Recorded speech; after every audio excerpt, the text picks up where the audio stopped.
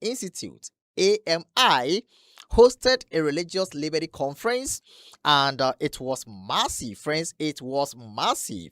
There were several speakers.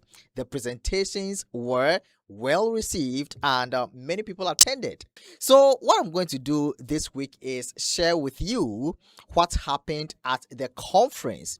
We will look at some important key moments, what the speakers talked about, and why this event is getting so much attention online. So this week I'm going to share with you one after the other the things that happened at the AMI conference. Okay, so stay with me this week. Stay with me this week. All right, and you're going to learn a lot.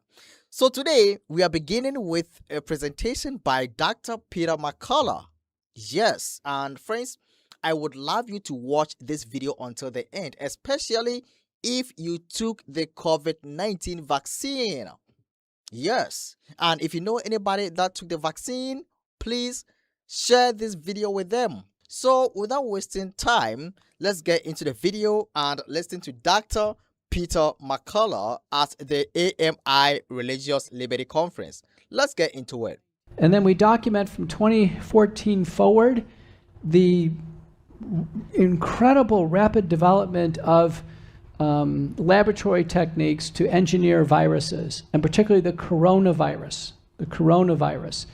And so there, in 2014, Dr. Ralph Barrick at University of North Carolina at Chapel Hill, and Dr. Peter Daszak at the EcoHealth Alliance, David Morens at the National Institutes of Health, and Anthony Fauci, Jeremy Farrar at the Wellcome Trust at the time, they all began to collaborate on how to take a common human virus called a coronavirus and make it able to invade the human body and kill the organism. That's called gain-of-function research, making the virus function to a much greater degree than it would in nature. That's man, in a sense, turbocharging something very dangerous out of nature. And that is the whole idea behind gain-of-function research. This all started to happen under our watch in the last 20 years. Now, interestingly, a pharmaceutical sales manager in Belgium who's, had a good job, but he wasn't notable in any other way, he got tapped to be the CEO of bioMérieux. bioMérieux is like Abbott Laboratories or Roche Laboratories. It's a big in vitro diagnostic company in France. This was right around 2007. By 2011, the Chinese had reached out to Jacques Chirac in France and asked for some help in building a biosecurity annex at the Wuhan Institute of Virology. Jacques Chirac said, terrific, I've got the company to do that for you. That company is bioMérieux, led by our new CEO, Stéphane Bainzel.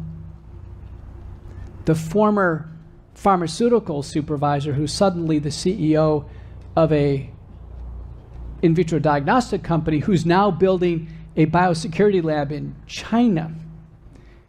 Well, Bainzel, in the communications that have come out from the Office of the National Intelligence, from Tulsi Gabbard, and from the work that Ron Johnson and Rand Paul have done, Stéphane Bainzel and Moderna were working on a coronavirus vaccine with U.S. funding, but with his background in having built the lab in China.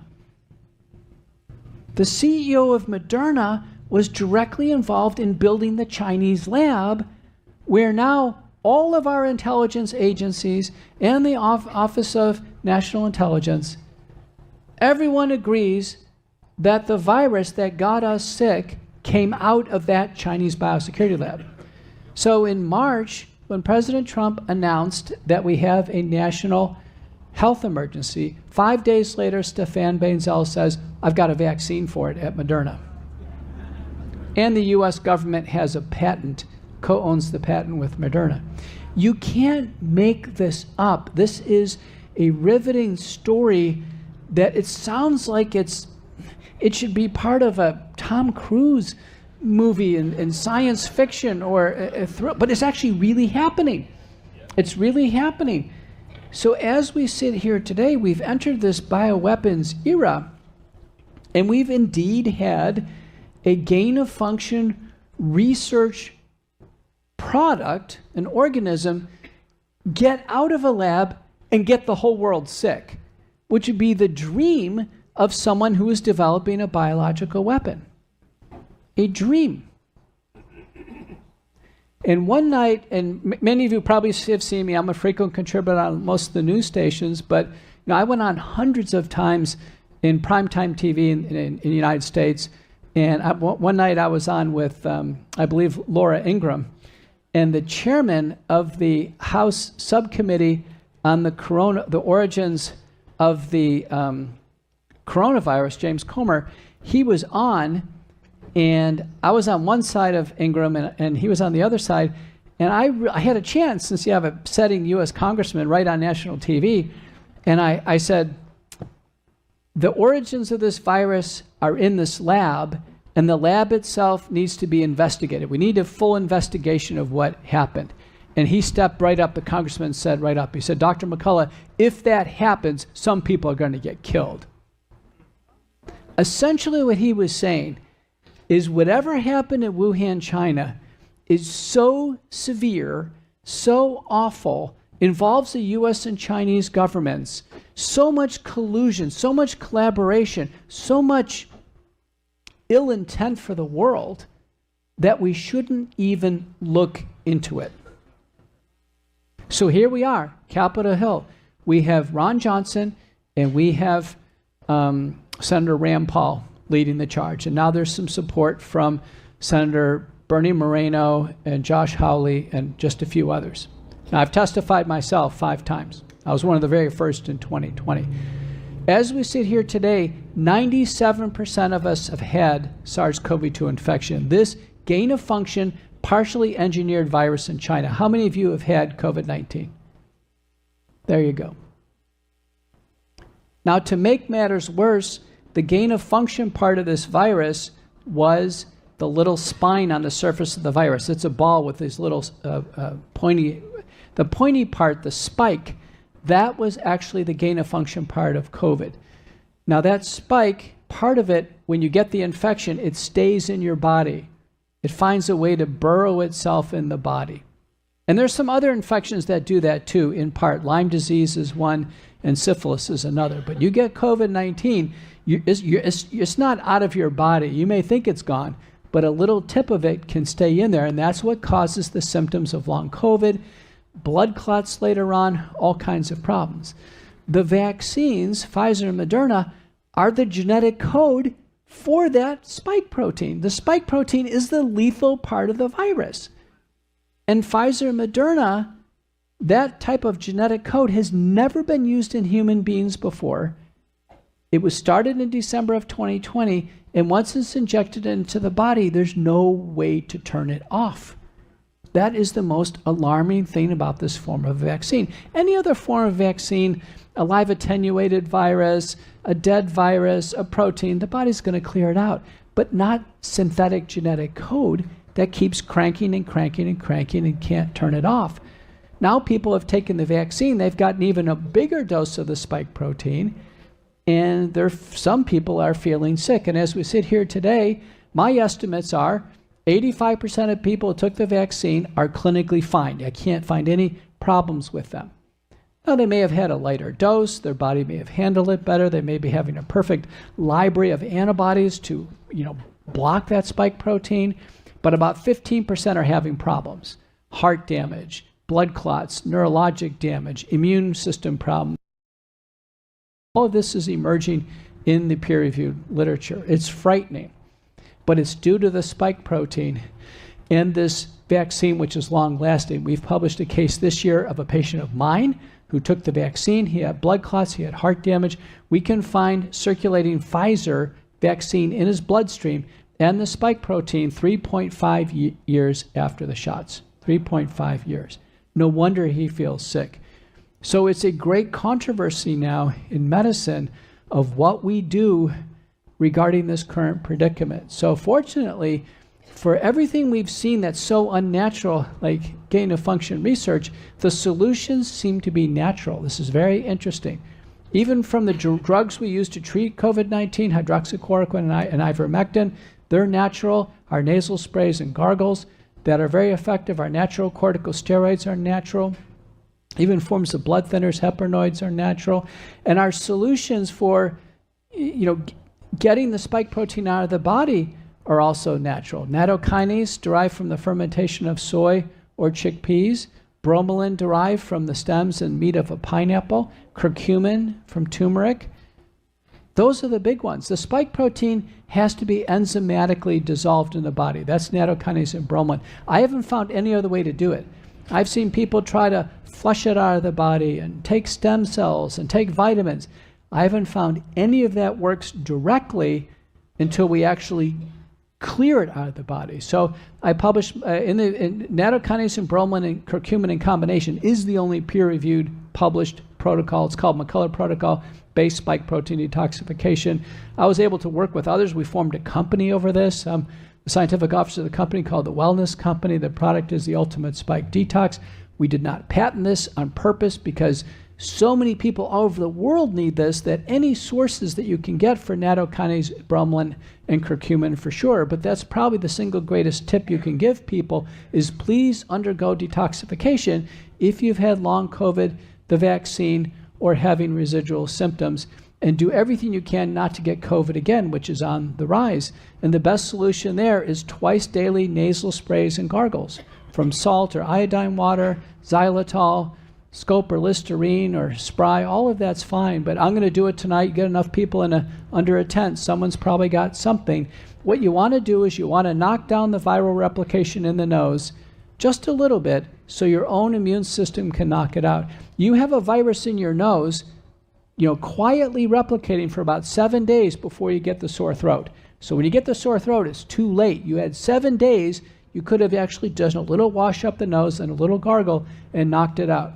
In 2020, you probably saw me on TV, I was sick all the time. The producers were telling me, Dr. Mccullough, you have to get it together because I'm always holding a Kleenex.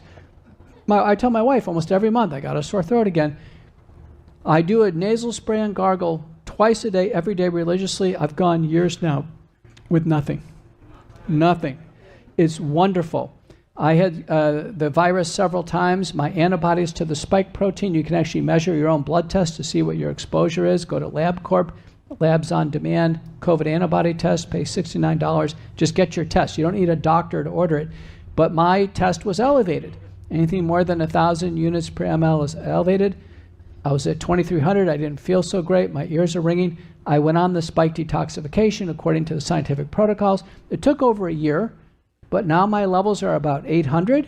Thank goodness our mother-in-law who lives with us, she took 2 vaccines, but she's been able to somehow clear it out. Her spike antibody levels are 200. The average person with the vaccine is well over 5,000, 10,000, or even 25,000 on the spike test.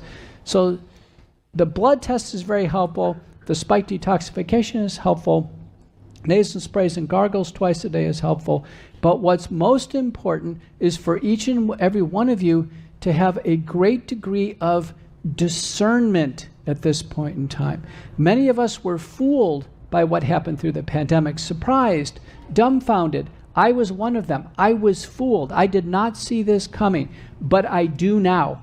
Now by looking at the history, I see what is going on.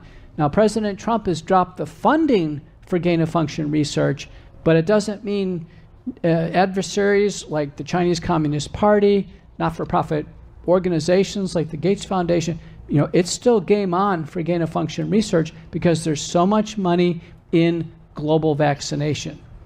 So there's even vaccine centers that say there will be pandemic after pandemic, and there'll be one solution for that, mass vaccination. So we've already had COVID-19 with mass vaccination. There's an attempt with monkeypox to try to get vaccination going. Then bird flu. Then hantavirus. now Ebola. I'm not saying these are minor illnesses, but now every day we're given a new infectious disease threat, told it has a grave prognosis, told that there's no treatment whatsoever, which is never the case, by the way. Modern day treatment is pretty good for almost everything. And we're told, wait and be saved for a vaccine. The WHO has Agenda 2030. They want to see 500 vaccines per person in just a few years. Vaccine promoter Paul Offit, who is on CNN very frequent, as frequent contributor, he believes we can go to 1,000 vaccines per person. Our children were up to 93 doses of vaccines, 19 preventable illnesses. Now, Trump, through a couple attempts now in RFK, has at least trimmed it down to what Europe is doing, 11 diseases, and this will, again, is going to be challenged. So we're in a time of great controversy. This hubris over vaccines is centuries old, and it is, for many, it's an ideology, and that's the reason why you can't talk about this.